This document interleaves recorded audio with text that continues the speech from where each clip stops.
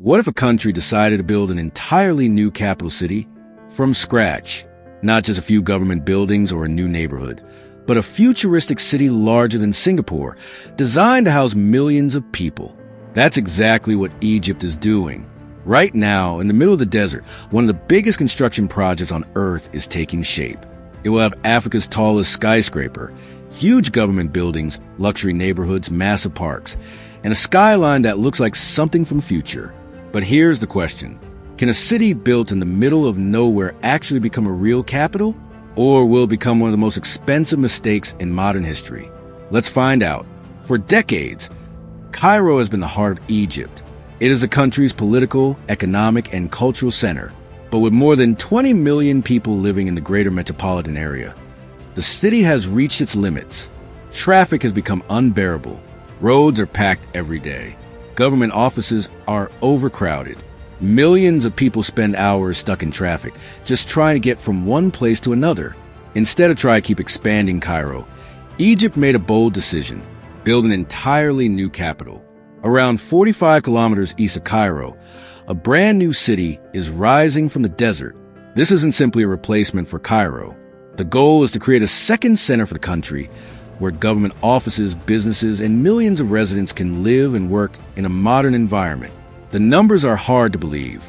The new administrative capital is planned to cover nearly 700 square kilometers, making it larger than Singapore. When fully completed, it could be home to around 6.5 million people. That's not just a city.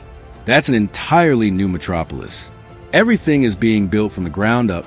There will be government ministries, parliament buildings, foreign embassies, residential neighborhoods, shopping districts, hospitals, schools, entertainment centers, and one of the largest business districts in Africa. The city also features a massive green park called the Green River, designed to stretch across the capital like a modern version of Egypt's famous Nile River. But creating roads and buildings is the easy part. The real challenge is convincing millions of people to leave Cairo and start a new life in the desert. A city only becomes successful when people actually live there, without residents, offices, schools, businesses, and daily activity. Even the most beautiful skyline is just empty concrete. And speaking of skylines, this is where another global powerhouse enters the story. China. Although Egypt is leading the project, China is responsible for building one of its most important landmarks, the Central Business District.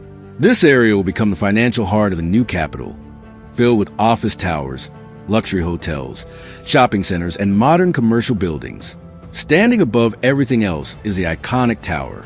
At around 385 meters tall, it is officially the tallest building in Africa. Its purpose isn't just to break records. It represents Egypt's ambition to become a modern business hub capable of attracting investors and companies from around the world. But why did Egypt choose China for such an important part of the project? The answer is simple. China has spent decades building massive cities, skyscrapers, highways, railways, and industrial zones faster than almost any other country. For a project this large, Egypt wanted a construction partner with experience handling enormous developments. And China had exactly that experience. But this incredible city also comes with an incredible price tag, an estimated $58 billion. So where is all that money coming from? And is this enormous investment actually worth it? A price tag of $58 billion is enough to make anyone stop and think. That's more than the entire economy of some countries. So where is all this money coming from? Surprisingly, Egypt says this project isn't being funded like a traditional government construction project. Instead, the new capital is managed by a state-owned company that develops the land, builds infrastructure, and then sells or leases plots to developers and investors. The idea is simple. Take empty desert land, build roads, electricity, water systems, government buildings, and modern infrastructure. As the area becomes more attractive, the value of the land rises. Developers buy plots. Businesses open offices. People purchase homes. Hotels, shopping malls, and restaurants move in. Over time, the city is supposed to generate enough economic activity to pay for itself. At least, that's the plan. But reality is far more complicated. Egypt has been facing serious economic challenges in recent years. Inflation has pushed prices higher. The Egyptian currency has lost value. The cost of food, fuel, transportation, and everyday necessities has increased dramatically. For millions of ordinary Egyptians, life has become much more expensive. That's why many people have started asking difficult questions. Should billions of dollars be spent building a futuristic city in the desert, or should that money be used to improve existing cities? Many critics believe the funds could be better spent on schools, hospitals, affordable housing, public transportation, and upgrading neighborhoods where millions of Egyptians already live. It's a fair argument, but supporters of the project see things very differently. They believe Cairo has simply become too crowded to keep growing. Adding more buildings, more roads, and more government offices won't solve the problem forever. Eventually, the city reaches its limit, instead of constantly fixing an overloaded capital. They believe Egypt needs a completely fresh start, a city designed for the future rather than the past. But there's another concern. Who will actually live there? Luxury apartments and modern skyscrapers look impressive, but can ordinary government employees afford them? Will businesses relocate? Will young families move there? Or will the city become a beautiful collection of empty buildings? History shows that building a city is much easier than filling one with life. A successful city needs more than roads and towers. It needs schools filled with children, shops with customers, offices with workers, restaurants with families, parks with visitors. Without people, even the most beautiful city becomes little more than a giant construction project. And that's exactly why the new administrative capital is such a massive gamble. Its success won't be measured by how tall its buildings are. It will be measured by how many people choose to call a home. If millions of residents move there, if businesses invest, if companies create jobs, then this project could completely reshape Egypt's future. But if people stay in Cairo, if offices remain empty, and investors lose interest, then this could become one of the most expensive urban experiments the world has ever seen. Still, one part of the city has already captured global attention: its breathtaking skyline. And at the center of that skyline stands a tower that's changing Africa forever. Standing proudly above the new capital is the iconic tower, a skyscraper that reaches around 385 meters into the sky, making it the tallest building in all of Africa. More than just a record-breaking structure, it's a symbol of Egypt's ambition to become a modern economic powerhouse. But this tower isn't only an Egyptian achievement.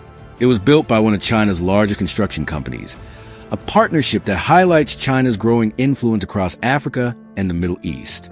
For China, this project is about much more than constructing buildings. It's about showcasing its engineering expertise on one of the world's biggest stages. Egypt sits at the crossroads of Africa, Asia, and Europe. It also controls the Suez Canal, one of the busiest trade routes on the planet. Helping build Egypt's new capital gives China a strong presence in one of the world's most strategically important locations. At the same time, Egypt hopes the city will attract international companies, investors, banks, hotels, and businesses from around the world. The vision is clear: transform a stretch of empty desert into a thriving financial and administrative hub that will drive the country's economy for decades. It's an incredibly bold dream, but dreams alone don't build successful cities. People do. The biggest challenge begins after construction ends. Will businesses actually move their headquarters here? Will families choose to leave Cairo? Will millions of people create the vibrant streets, schools, cafes, parks, and communities that every great city needs?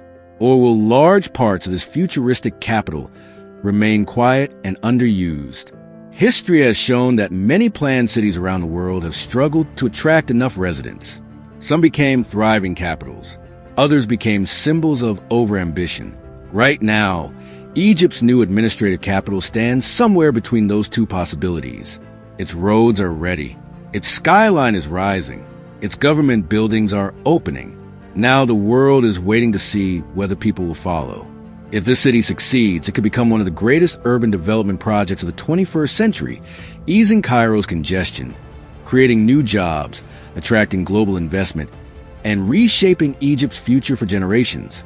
But if it fails to attract enough residents and businesses, critics may remember it as one of the world's most expensive construction projects that never reached its full potential. Only time will reveal which story becomes true. One thing, however, is impossible to deny. Few countries have ever attempted something this ambitious. Building an entirely new capital city from the ground up is a gamble unlike almost anything we've seen in modern history.